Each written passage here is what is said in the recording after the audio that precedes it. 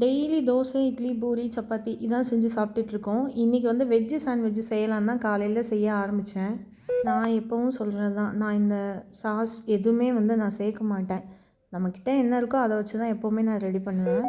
நான் இந்த கிச்சனுக்குள்ளே vegetable cutter வச்சு செய்ய ஆரம்பிச்சிட்டாலே என் பையன் எங்கே தான் இருந்து அவனுக்கு சவுண்டு கேட்கும் தெரியாது. நான் பண்ணுறேன்னு சொல்லிட்டு வந்துடுவான். இது ரொம்ப ஈஸியான மெத்தட் தான். நம்ம செய்கிறதுக்கு ரொம்ப ஈஸியாகவும் இருக்கும், கொஞ்சம் ஹெல்த்தியாகவும் இருக்கும்.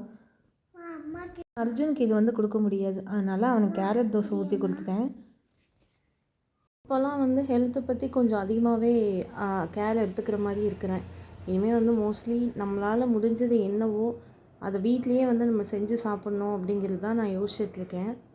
அர்ஜுனுக்கு வந்து கேரட்டை அரைச்சி மாவோடு மிக்ஸ் பண்ணி தோசை ஊற்றி கொடுத்துருக்கேன். ஆனால் துருவி இந்த மாதிரி நான் கொடுத்ததில்ல. ஆனால் இன்றைக்கி கொடுத்தேன். அவன் திருப்பி வேணும்னு சொல்லி கேட்டு வாங்கி சாப்பிட்டான். சாப்பிட்டுட்டு ஸ்கூலுக்கு கிளம்பிட்டான். அவங்க 2 பேரும் கிளம்புன பின்னாடி அடுத்து என்னோடய வேலையை பார்க்கணும். கிச்சன் பார்த்திங்கன்னா இப்படி தான் இருக்குது. இனிமேல் இதை நான் க்ளீன் பண்ணிட்டு மத்தியானம் சமைக்கணும். மதியம் என்ன சமைச்சேங்கிறத வீடியோ எடுக்க மறந்துட்டேன். மத்தியானம் வந்து நான், ஹஸ்பண்ட், பையன் 3 பேரும் சேர்ந்து இந்த படத்தை பார்த்தே சாப்பிட்டு முடிச்சிட்டோம்.